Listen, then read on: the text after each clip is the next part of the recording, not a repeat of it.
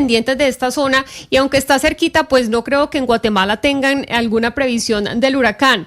Pero si hay un huracán político, Gonzalo, como hay que decirlo, es un poco costumbre en este país centroamericano por el tema político y por los anuncios de intento de golpe de Estado que hizo el presidente de Guatemala, el señor Arévalo. ¿Qué fue lo que pasó? ¿Qué es lo que está pasando en este país? Es muy sencillo. El presidente Bernardo Arévalo, que es el líder del movimiento Semilla, movimiento político que lo llevó a él a la presidencia de la República, denunció a la fiscal general Consuelo Porras y el juez Freddy Orellana de estar instigando un golpe de Estado. ¿Y por qué? Porque la fiscal general Consuelo Porras, junto con el juez Freddy Orellana, emitieron una resolución en la cual consideran, sobre todo el juez Freddy Orellana, que hay argumentos suficientes para demostrar anomalías en el proceso de creación del partido Semilla, con lo que llevaría a que la presidencia, la vicepresidencia, 23 diputaciones y una alcaldía quedaran vacantes. O sea, se eliminaría, digamos, se anularía, si esto se llega a dar, la figura de Bernardo Arévalo como presidente, su vicepresidente, los 23 diputados y la alcaldía. A lo que Bernardo Arévalo respondió y dijo lo siguiente. Pueblo de Guatemala, Consuelo Porras y Freddy Orellana son enemigos de nuestro país. Son los obstáculos centrales a la lucha contra la corrupción, como lo reconoce la sociedad guatemalteca y el mundo, que los ha declarado proscritos. Son las caras visibles de una mafia corrupta, golpista y autoritaria, de una alianza criminal que se siente amenazada por un gobierno que únicamente obedece al mandato democrático otorgado por el pueblo en elecciones libres y transparentes. Y no se detendrán hasta que los derrotemos juntos. Básicamente es como si en Colombia un juez, Jennifer, dictamine que el pacto histórico, la constitución del pacto histórico, es fraudulenta y a partir de ahí se caigan todos los procesos electorales que involucren al presidente Gustavo Petro y a los congresistas, senadores, alcaldes, gobernadores. Eso es lo que está pasando en Guatemala. Por eso hasta ahora tenemos en comunicación o en línea a Samuel Pérez. Él es diputado del Congreso de Guatemala, fue presidente del Congreso de Guatemala en la pasada legislación, o sea, hace un año, y es el jefe de la bancada Semilla dentro del Parlamento guatemalteco. Señor Samuel Pérez, gracias por acompañarnos en Blue Radio hasta ahora. Claro que sí, qué gusto saludarles. Don Samuel, ¿cuál es la argumentación que da el juez y que da la fiscal para decir que fue un movimiento fraudulento el que se fraguó para la constitución del movimiento Semilla? Bueno, primero hay que entender que esta no es una batalla jurídica, no es una batalla legal, sino que es una batalla política. Lo que ocurrió en el pasado proceso electoral es que se disputaron dos fuerzas políticas de la sociedad guatemalteca, una que pudimos capitalizar y representar con el partido Semilla, entre otros grupos políticos aliados, democrática, transparente, en contra de la corrupción, y otra que buscaba continuar con un régimen autoritario, corrupto y que busca impunidad. Ese régimen lo representa Consuelo Porras, Freddy Orellana, etcétera. Cuando ganamos el proceso electoral y pasamos a la segunda vuelta para la presidencia, ese mismo día el fiscal del Ministerio Público, Rafael Curruchiche, decidió que se cancelaba el partido político Movimiento Semilla sin ningún argumento. Yo estoy involucrado directamente en ese caso y llevo 2 años esperando que me den acceso al expediente para saber de qué me están acusando, qué pruebas tienen contra mí, contra el partido político, que yo era representante general, secretario general y representante del partido en ese momento. Y no existe, no nos dan acceso al expediente porque su objetivo es tumbarse el gobierno con argumentos honestamente muy ridículos, patéticos, y que buscan simplemente un juez penal declarar nulo el proceso electoral completo.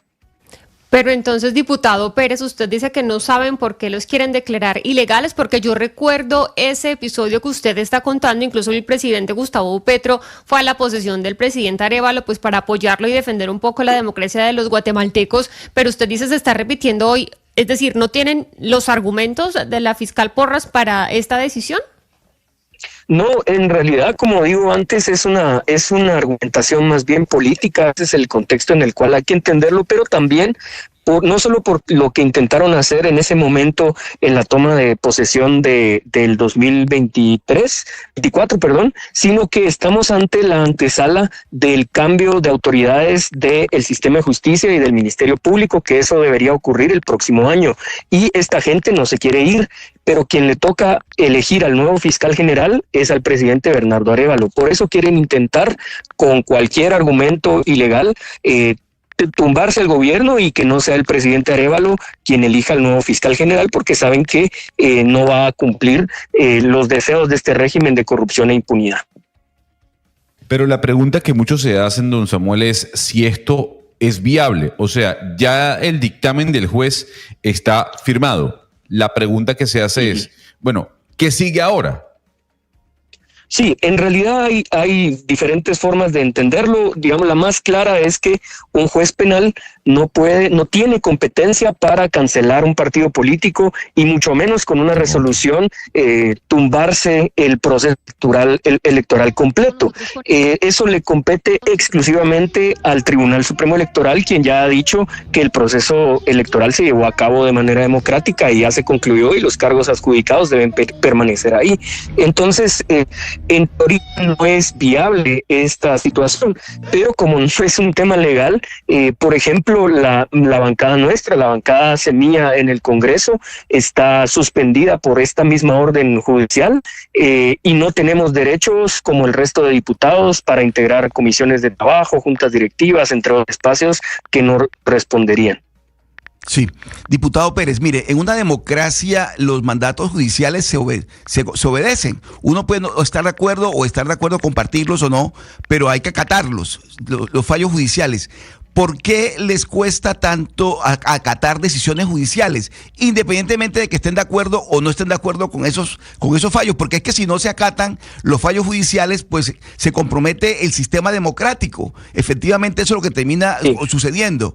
En el caso del gobierno de Guatemala, ¿por qué que el gobierno de Guatemala en cabeza del presidente Arévalo y ustedes, los diputados que lo acompañan, ¿por qué se resisten a acatar fallos judiciales?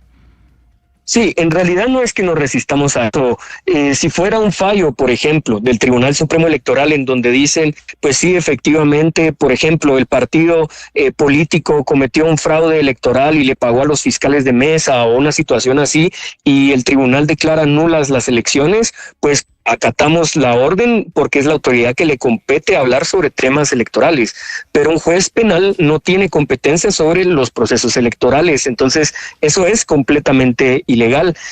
Ya lo ha dicho incluso la Corte de Constitucionalidad, que el proceso electoral está blindado, ya los resultados y los cargos fueron adjudicados, y este juez sigue necio intentando tumbarse todas las elecciones. Es como que un juez de familia hoy dijera que las elecciones son nulas, pues uno le hace caso a resoluciones ilegales, ¿verdad?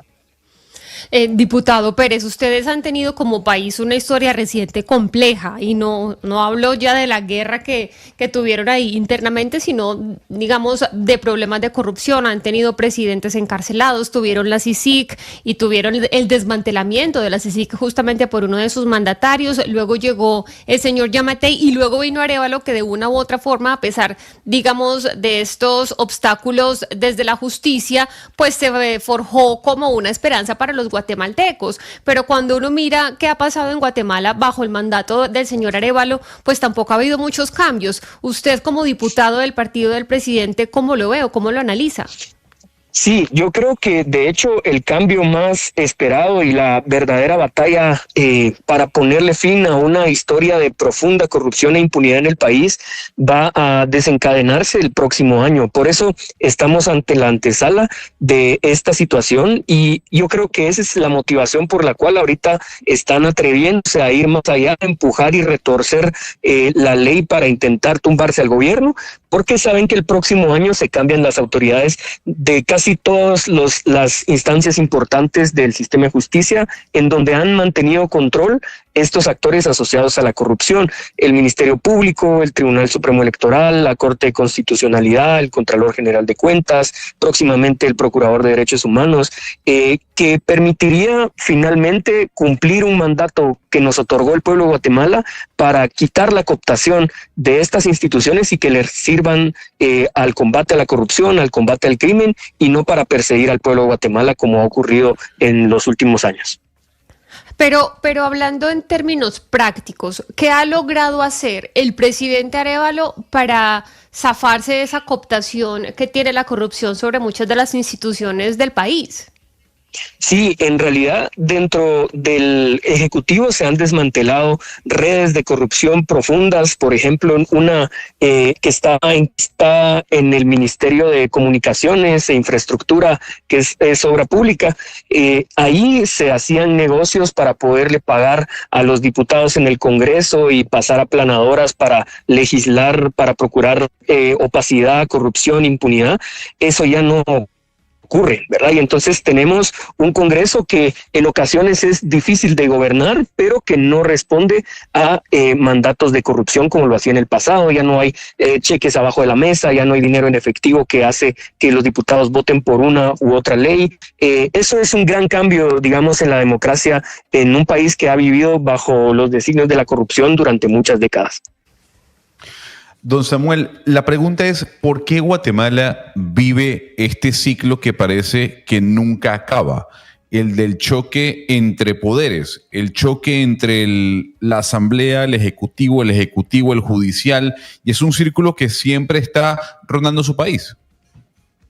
Sí, lo que pasa es que no había en la historia reciente una organización política con respaldo legítimo del pueblo de Guatemala que llegase dispuesta a tumbarse un régimen de corrupción e impunidad. Siempre ha habido gobiernos que negocian incluso con criminales, crimen organizado, con pandillas, con maras, obviamente con constructores asociados a la corrupción, y se mantenía cierta estabilidad en el sistema político mientras el pueblo de Guatemala padecía las consecuencias.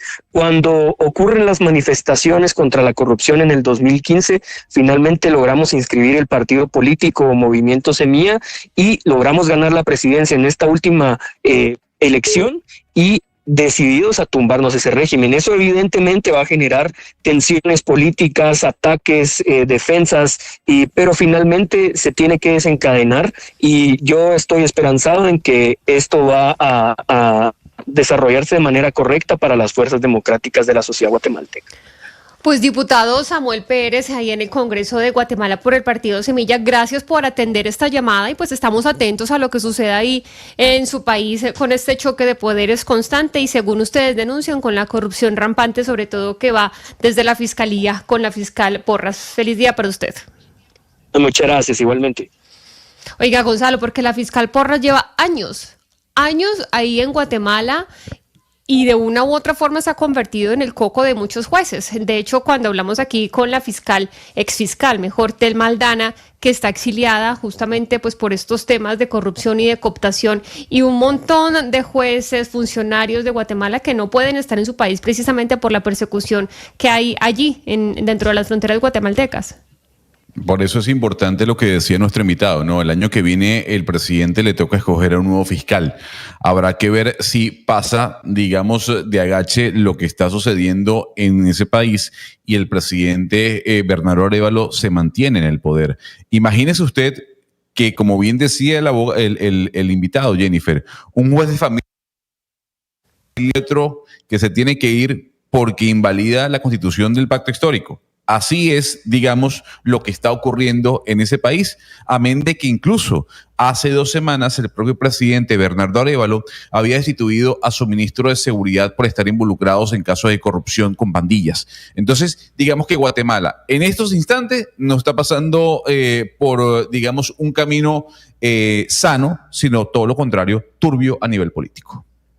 Sí, este choque de poderes que se está viendo ahora es propio de las democracias, es decir, el Ejecutivo, el Legislativo y demás, pero hay que dirimirlos, y hay que dirimirlos exactamente con las reglas de juego de la democracia. Uno escucha, por ejemplo, los gobiernistas en Guatemala y en otros países que no les gustan las decisiones judiciales, y a veces el Poder Judicial siente que el Poder Ejecutivo está haciéndole mucho contrapeso. Esas tensiones son propias de la democracia y hay que dirimirlas. Yo no veo por qué el conflicto va a terminar desencadenando pues lo que... Oscar, pero a ver, una cosa es que haya un conflicto y que haya un tema de posiciones, y otra cosa es que la fiscal y un juez se quieran bajar al presidente, el vicepresidente, 23 alcaldes, 23 diputados. Pero, perdón, son decisiones judiciales. Obviamente que hay unos escenarios para dirimirlas, hay unas instancias. Si no es el juez el competente, entonces habrá un tribunal. Es decir, la democracia tiene una arquitectura que permite precisamente dirimir estos conflictos. Estos choques terminan casi siempre en una situación social o política que es difícil de manejar. Yo sí creo que la democracia está perfectamente diseñada para dirimir estos conflictos. Pero, ¿sabe qué, Oscar? Es que no es un choque de poderes ni un check and balance como suele suceder en las democracias, que por supuesto uno le hace el contrapoder al otro, que eso es lo que salva a las democracias, ¿no? Que el uno se encarga de mirar qué está haciendo el otro y tal. En Guatemala la situación es muy complicada porque hubo un tema de corrupción muy impresionante que estaba en las entrañas de las instituciones y que se trató de generar de sanarlo con la CICIG. Hubo una pugna interna muy compleja incluso con la sociedad, y eso de una u otra forma no ha logrado sanarse. Cuando uno va a Guatemala, que es un país precioso, la gente es súper querida, son trabajadores, pero realmente el problema de corrupción está tan arraigado que ahí uno dice, nosotros que nos creemos que nos manejamos como una república bananera, no, nosotros llevamos cierta ventaja a países como Guatemala, con todo el respeto lo digo y con toda la nostalgia, porque es un país tan bonito, pero que tiene a veces una clase política dirigente muy complicada, Gonzalo. No, efectivamente, yo aquí coincido con usted, Jennifer. No se trata de un choque de trenes para, digamos, llevar a cabo una democracia participativa. Se trata de la posición de una fiscal que, como usted bien decía, tiene un historial completo de persecución política en ese país. Un país que, como usted bien decía, al igual que los otros dos países que forman parte del Triángulo del Norte, que son Honduras y El Salvador, han estado por años inmiscuidos en grandes casos de corrupción. A ver, Jimmy Morales en Guatemala, Otto Pérez Molina en Guatemala, y así sucesivamente. Entonces, lo que quiero trasladarle a usted, coincido, es que aquí no es un choque de trenes, a diferencia de lo que dice el señor Oscar Montes. Sí, aquí tenemos cierta ventaja, son las 11 de la mañana, 37 minutos, Gonzalo, y vamos a hablar ahora de Colombia, porque pues acá sí hay algunas instituciones que ponen tate quietos, incluso a los presidentes, y pues son varios los que le han puesto al presidente Gustavo Petro, y uno de los más recientes es el Juzgado 46 Administrativo de Bogotá, que ordenó a Gustavo Petro rectificar